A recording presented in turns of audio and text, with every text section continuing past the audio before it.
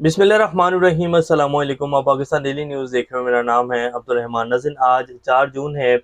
Supreme court में जी आज full court bench ने दूसरे रोज़ समाअत की मखसूस नशिस्तों के केस के हवाले से और अब समाअत जो है वो 24 जून तक मुलतवी कर दी है, क्योंकि 2-4 दिन बाद जो है वो वैसे ही आगे 2 दिन बाद जो है वो वीकली छुट्टियाँ आ जाएंगी और उसके बाद फिर आगे जो है ईद की छुट्टियाँ आ जाएंगी।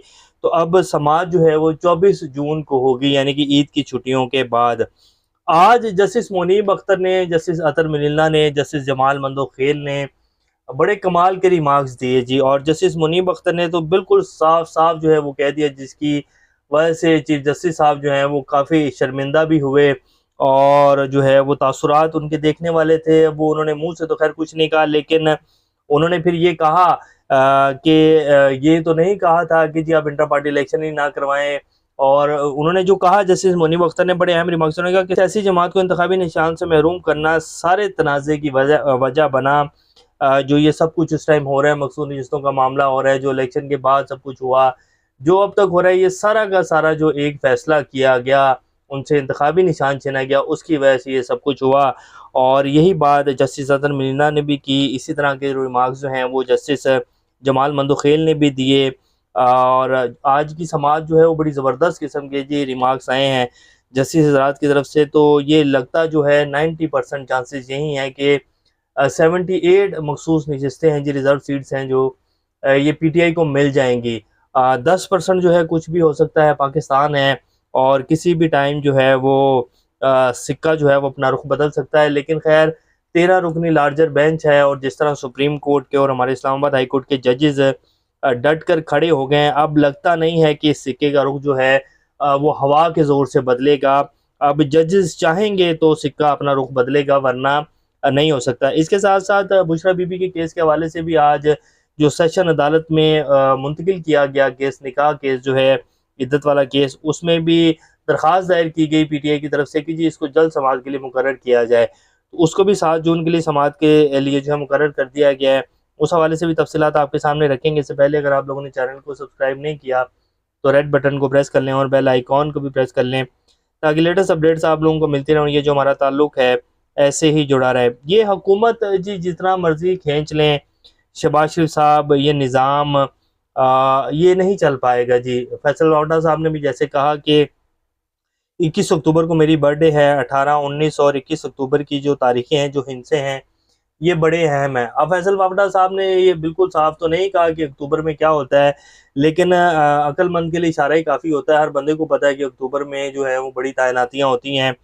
तो उन्होंने जो बात की है वो बात में वज़न तो बहुत है जी। जनरल बाजवा साहब जो कुछ करके गए अपनी सिर्फ एक्सटेंशन के लिए, पूरा मुल्क का निज़ाम जो है उन्होंने उसको धर्म भरम करके रख दिया सिर्फ एक अपनी एक्सटेंशन के लिए। जनरल बाजवा साहब के हवाले से जो इसराइल की बातें की जाती रही कि जी वो इसराइल को तस्लीम करना चाहते थे, वो बड़े बड़े सहाफ़ियों को, जिनमें हामिद मीर, सलीम नसीम ज़हरा जो कि ख़ातून सहाफ़ी हैं, बड़ी मायनाज़ सहाफ़ी हैं, इसी तरह और बहुत सारे बड़े बड़े जो सहाफ़ी हैं, उनको ये कहते रहे कि आप मीडिया में बैठकर जो है थोड़ा-सा तासुर बनाएँ, इसराइल के हवाले से अच्छी-अच्छी बातें करें, ये बताएँ कि जी सऊदीया ने उसको तस्लीम कर लिया है। तो जनरल बाजवा साहब फिर कश्मीर के हवाले से जो कुछ हुआ वो सब कुछ जो है वो जनरल बाजवा साहब को पता था और वो कश्मीर का सौदा किया गया। मौलाना फजल रहमान साहब ने भी कह दिया कि कश्मीर जब हम उनको दे ही चुके हैं तो अब फिर इंडिया के साथ जो है वो लड़ाई ख़त्म कर देनी चाहिए और उनके साथ जो है तजारत के मामलात के ऊपर गुफ्तगू कर लेनी चाहिए, जब हम इंडिया उनको दे ही चुके हैं। और फिर फॉरेन टेरिटरी भी कह दिया गया। अभी ये जो शायर फरहाद वाला केस था, उसमें वकील साहब कहते हैं कि जी जो आज़ाद कश्मीर हमारे पास है वो भी फॉरेन टेरिटरी है, तो हम तो उसको तस्लीम कर चुके हैं जी। तो बात ये है कि शख्स वाहिद जो है वो पूरे का पूरा निज़ाम धर्म भरम कर दे, अजीब बात है जी। बहरहाल पाकिस्तान ऐसे ही चल रहा है जी। अब आ जाते हैं कि जो आज रिमार्क्स दिए गए, सुन्नी इत्तेहाद कौंसिल की मखसूस नशिस्तों की अपीलों पर सुप्रीम कोर्ट में समाअत के दौरान चीफ जस्टिस काजी फाइज ईसा ने रिमार्क्स दिए कि पीटीआई इंट्रा पार्टी इलेक्शन करवा लेती, सारे मसले हल हो जाते। जस्टिस मुनीब अख्तर ने कहा कि सियासी जमात को इंतखाबी निशान से महरूम करना सारे तनाज़े की वजह बना। चीफ जस्टिस पाकिस्तान की सरबराही में सुप्रीम कोर्ट के फुल कोर्ट बेंच ने समाअत की, जिसमें जस्टिस सैयद मंजूर अली शाह, जस्टिस मुनीब अख्तर, तमाम 13 रुकनी लार्जर बेंच जी आज था। और सुन्नी इत्तेहाद कौंसिल के वकील फैसल सिद्दीकी ने दलाइल देते हुए कहा कि कल मुझे कुछ बुनियादी कानूनी सवालात फराहम करने का कहा गया था। कल जस्टिस जमाल मंदोखिल का सवाल था, पीटीआई ने बतौर जमात इलेक्शन क्यों नहीं लड़ा। सलमान अकरम राजा ने इस मुतल्लिक दरख्वास्त दी थी जो मंजूर नहीं हुई। फैसल सिद्दीकी ने अदालत को बताया कि इसमें कोई तजाद नहीं कि सुन्नी इत्तेहाद कौंसिल ने इलेक्शन नहीं लड़ा, इसलिए सुन्नी इत्तेहाद कौंसिल ने मखसूस नशिस्तों के लिए पहले फहरिस्त जमा नहीं करवाई। चीफ जस्टिस काजी फाइज ईसा ने कहा कि अपनी ये बात एक बार दोहरा दें, जिस पर फैसल सिद्दीकी ने कहा कि जी इसमें कोई तनाज़ा नहीं है, सुन्नी इत्तेहाद कौंसिल ने इलेक्शन नहीं लड़ा। चीफ जस्टिस ने इस्तफसार किया कि आप तनाज़े की बात क्यों कर रहे हैं, बस कहें इलेक्शन नहीं लड़ा, फुल स्टॉप। अच्छा, चीफ जस्टिस साहब जो थे उन्होंने जो है वही इलेक्शन कमीशन वाला जो नैरेटिव है, उन्होंने कहा कि अगर ये जो है पीटीआई अपनी उसी में रहते, जमात में रहते और सुन्नी इत्तेहाद कौंसिल में ना शामिल होते तो इनको सीटें मिल जानी थी। यानी कि वो वही बयानियां, और हालांकि इलेक्शन कमीशन ने कहा कि जी आप सुन्नी इत्तेहाद कौंसिल में शामिल हो सकते हैं। जब 3 दिन गुजर गए तो उन्होंने कहा कि जी इस जमात ने तो इलेक्शन नहीं लड़ा, और उनको ये सारी बातें पता थी इलेक्शन कमीशन को। उन्होंने जानबूझकर जो है उनको कहा कि जी आप सुन्नी इत्तेहाद कौंसिल में शामिल हो जाए। हालांकि इलेक्शन कमिश्नर साहब जो chief election commissioner Sikandar Sultan Raja, वो ये कह सकते थे कि जी आप की जमात तो है ना, क्या हुआ आपके पास वो नहीं है, आपको मखसूस नशिस्तें मिलेंगी। लेकिन उन्होंने जानबूझकर उनके जितने भी कैंडिडेट थे उनको उसमें शामिल करवाया और बाद में मुकर गए।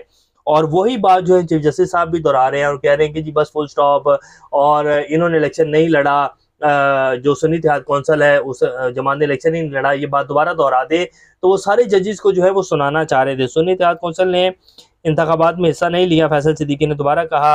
और उन्होंने ये कहा कि एक उम्मीदवार ने कामयाबी का नोटिफिकेशन जारी होने के 3 दिन के अंदर किसी सियासी जमात को ज्वाइन करना होता है। सुन्नी इत्तेहाद कौंसिल ने पार्टी प्लेटफॉर्म से इंतखाबात नहीं लड़े थे, पार्टी प्लेटफॉर्म से इंतखाबात नहीं लड़े, इसलिए मखसूस नशिस्तों के लिए फहरिस्तें जमा नहीं करवाई और इस बारे में कोई तनाज़ा नहीं है। चीफ जस्टिस ने कहा कि आप ये क्यों कह रहे हैं कि इस बारे में कोई तनाज़ा नहीं है, आप सीधा सीधा बयान क्यों नहीं देते, आप सिर्फ इतना कहते कि सुन्नी इत्तेहाद कौंसिल ने इंतखाबात में हिस्सा नहीं लिया, जिस पर फैसल सिद्दीकी जी उन्होंने हिस्सा नहीं लिया। फैसल सिद्दीकी ने अदालत को बताया कि जब सुन्नी इत्तेहाद कौंसिल ने रिजर्व सीटों की दरख्वास्त दी तो मुस्लिम लीग, पीपल्स पार्टी और दीगर जमातों ने इजाफी मखसूस नशिस्तों के लिए दरख्वास्त दे दी। इलेक्शन कमीशन ने दीगर जमातों की दरख्वास्त मंजूर की, जिसको पेशावर हाईकोर्ट ने बरकरार रखा। सुन्नी इत्तेहाद कौंसिल के वकील ने कहा कि सियासी जमात और पार्लिमानी पार्टी के दरमियान एक तफरीक है। चीफ जस्टिस ने इफ्तितार किया, क्या आइन इस तफरीक को तस्लीम करता है? फैसल सिद्दीकी ने जवाब दिया, जी 63A आर्टिकल मौजूद है। चीफ जस्टिस ने पूछा, आप 8 फरवरी से पहले क्या थे? फैसल सिद्दीकी ने बताया कि 8 फरवरी से पहले हम सियासी जमात थे, आज़ाद उम्मीदवारों की शमूलियत के बाद हम पार्लिमानी जमात बन गए। चीफ जस्टिस काजी फाइज ईसा ने रिमार्क दिया कि कल सुन्नी इत्तेहाद कौंसिल और पीटीआई एक दूसरे के खिलाफ भी खड़े हो सकते हैं, जिस पर फैसल सिद्दीकी ने कहा इसका अदालत के सामने मौजूद मामले से ताल्लुक नहीं है। सुन्नी इत्तेहाद कौंसिल दोनों सियासी और पार्लियामेंट्री पार्टी है। अतर मीना ने इस्तफसार किया कि क्या ऐसा मुमकिन है कि सियासी जमात होने के बगैर पार्लिमानी पार्टी हो? जो भी पार्टी असम्बली में होगी तो पार्लिमानी पार्टी होगी। जैसे जमाल मंदोखिल ने रिमार्क दिया कि पार्लिमान में फैसला पार्लिमानी पार्टी करती है, इसके फैसले मानने के सब पाबंद होते हैं। पार्लिमानी पार्टी कानूनी तौर पर पार्टी सरबराह की बात मानने की पाबंद नहीं होती है। जस्टिस मुनीब अख्तर ने कहा कि आर्टिकल 51 में सियासी जमात का जिक्र है, पार्लिमानी पार्टी का नहीं। आर्टिकल 51 और मखसूस नशिस्तें हल्फ उठाने से पहले का मामला है। अरकान हल्फ लेंगे तो पार्लिमानी पार्टी वजूद में आएगी। पार्लिमानी पार्टी का जिक्र इस मौके पर करना गैर मुतल्लका है। मुनासिब होगा कि सियासी जमात और केस पर ही फोकस करें। जस्टिस जमाल मंदोखिल ने कहा कि आज़ाद उम्मीदवार वो होता है जो किसी सियासी जमात से वाबस्ता ना हो, जिस पर जस्टिस मुनीब अख्तर ने कहा कि कागजात की नामजदगी में कोई खुद को पार्टी उम्मीदवार जाहिर करे और टिकट जमा कराए तो जमात का उम्मीदवार तस्वुर होगा। आज़ाद उम्मीदवार वही होगा जो बयानी हल्फी देगा कि किसी जमात से ताल्लुक नहीं है। जस्टिस मुनीब अख्तर ने रिमार्क्स दिए कि सुन्नी इत्तेहाद कौंसिल में शामिल होने वालों ने खुद को कागजाती नामजदगी में पीटीआई उम्मीदवार जाहिर किया। कागजात बतौर पीटीआई उम्मीदवार मंजूर हुए और लोग मुंतखब हो गया। इलेक्शन कमीशन के रूल कैसे पीटीआई उम्मीदवारों को आज़ाद करार दे सकते हैं? इंतखाबी निशान एक हो या ना हो वो अलग बहस है, लेकिन उम्मीदवार पार्टी के ही तस्वुर होंगे। जिस पर जमाल मंदोखिल ने कहा कि कल से मैं यही समझाने की कोशिश करूँ कि चीफ जस्टिस काजी फाइज ईसा ने रिमार्क दिए कि इस हिसाब से तो सुन्नी इत्तेहाद में पीटीआई के कामयाब लोग शामिल हुए, पार्टी में तो सिर्फ आज़ाद उम्मीदवार ही शामिल हो सकते हैं। जस्टिस आयशा मलिक ने इस्तफसार किया कि इलेक्शन कमीशन ने किस बुनियाद पर उम्मीदवारों को आज़ाद करार दिया था। इलेक्शन कमीशन ने उम्मीदवारों को खुद आज़ाद तस्लीम करते हुए इलेक्शन लड़ने की इजाज़त दी। जस्टिस मुनीब अख्तर ने कहा कि सियासी जमात को इंतखाबी निशान से महरूम करना इस सारे तनाज़े की वजह बना। सुप्रीम कोर्ट ने इंतखाबी निशान वापस लेने का फैसला बरकरार रखा था। जस्टिस मुनीब अख्तर ने रिमार्क दिए कि इंतखाबी निशान की अलॉटमेंट से पहले सुप्रीम कोर्ट का फैसला आया था। कानूनी गलतियों की पूरी सीरीज़ है जिसका आगाज़ यहाँ से हुआ था। उन्होंने बताया, उन्होंने मान लिया कि जो बैट का निशान छीना गया वो कानूनी गलतियां थी और उसका आगाज जो है वो सुप्रीम कोर्ट से हुआ था और इसका फैसला जो है जस्टिस काजी फाइज ईसा साहब की सरबराही में 3 रुकनी बेंच ने दिया था। फैसल सिद्दीकी ने अदालत को बताया कि सलमान अकरम राजा ने खुद को पीटीआई उम्मीदवार करार देने के लिए रुजू किया था। इलेक्शन कमीशन ने सलमान अकरम राजा की दरखास्त मुस्तरद कर दी थी, जिस पर जस्टिस मुनीब अख्तर ने कहा कि उम्मीदवार अगर बैलेट पेपर पर पीटीआई उम्मीदवार होता तो ये सुप्रीम कोर्ट फैसले की खिलाफ वर्जी होती। जस्टिस आयशा मलिक ने कहा कि जो इंतखाबी निशान सियासी जमात के लिए मुख्तस हो वो किसी और उम्मीदवार को नहीं मिल सकता, जिस पर जस्टिस हसन अजहर रिजवी ने कहा कि बल्लेबाज भी किसी सियासी जमात का निशान था जो पीटीआई लेना चाहती थी। बल्लेबाज वाली जमात के साथ क्या हुआ था, जिस पर फैसल सिद्दीकी ने कहा कि बल्लेबाज वाली जमात के साथ इंजमाम खत्म कर दिया था। चीफ जस्टिस ने इस्तफसार किया कि सुप्रीम कोर्ट फैसले में लिखा कि बल्ले का निशान किसी और को अलर्ट नहीं किया जा सकता, जिस पर सुन्नी इत्तेहाद कौंसिल के वकील ने कहा कि अदालती फैसले में ऐसा कुछ नहीं लिखा। चीफ जस्टिस ने कहा कि हमने तो नहीं कहा था कि इंटर पार्टी इलेक्शन ना करवाएं, इंटर पार्टी इलेक्शन करवा लेते सारे मसले हल हो जाते। जस्टिस अतर मीना ने रिमार्क दिया कि असल स्टेक होल्डर्स वोटर हैं जो हमारे सामने नहीं है। बड़ा अहम रिमार्क्स है जी जस्टिस अतर मीना का। उन्होंने कहा कि पीटीआई मुसलसल शिकायत कर रही थी, लेवल प्लेइंग फील्ड नहीं मिली, जिस पर चीफ जस्टिस ने कहा कि वो शिकायत हमारे सामने नहीं। जस्टिस अतर मीना ने कहा कि हम बुनियादी हकूक़ के मुहाफिज हैं, हमें देखना है वोटर के हकूक़ का तहफ़्फ़ुज़ कैसे हो सकता है। एक जमात के मुसलसल शफाफ मौके ना मिलने का कह रही थी, और ये पहली बार नहीं था कि हमारे सामने बार बार ये चीज़ आ रही थी कि एक जमात जो है वो शोर मचा रही है कि हमें जो है वो फ्री मौका नहीं दिया जा रहा, हमें लेवल प्लेइंग फील्ड नहीं दी जा रही, लेकिन हम लोग आंखें बंद करके बैठे हुए थे। चीफ जस्टिस साहब कह रहे हैं कि जी हमारे सामने नहीं आया। फैसल वावडा की जो प्रेस कॉन्फ्रेंस है उसके ऊपर तो तौहीन अदालत का नोटिस जो है वो सुप्रीम कोर्ट फौरन ले लेती है, या जब काजी साहब के खिलाफ जो है सोशल मीडिया के ऊपर कोई ट्रेंड चलता है तो उसके खिलाफ भी जो है नोटिस ले लिया जाता है, उसके खिलाफ भी जो है बोला जाता है। लेकिन लेवल प्लेइंग फील्ड के हवाले से जो पीटीआई धाड़े मारती रही वो चीफ जस्टिस साहब को नजर नहीं आई, तो उसी का जिक्र जो है जस्टिस अतर मीना कर रहे हैं कि हमने देखना है कि अवामी जो हक है, अवाम के जो तहफ़्फ़ुज़ात हैं, जो अवाम को आइन जो है वो इजाज़त देता है, हमने उसके हकूक़ का तहफ़्फ़ुज़ करने के लिए यहाँ बैठे हुए हैं। एक जमात बार बार कह रही थी कि हमें लेवल प्लेइंग फील्ड नहीं मिल रही, लेकिन हम लोग जो है वो कुछ नहीं कर रहे थे, हम लोग खामोश होकर बैठे थे। फैसल सिद्दीकी ने कहा कि सारे मसले हल हो जाते अगर सुप्रीम कोर्ट बल्ले के निशान वाले फैसले की वजाहत कर देती, जिस पर चीफ जस्टिस ने कहा कि अगर पीटीआई जमाती इंतखाबात करवा लेती तो आज नशिस्तों वाला मसला ही ना होता। अदालत पर हर चीज़ का मलबा ना डालें।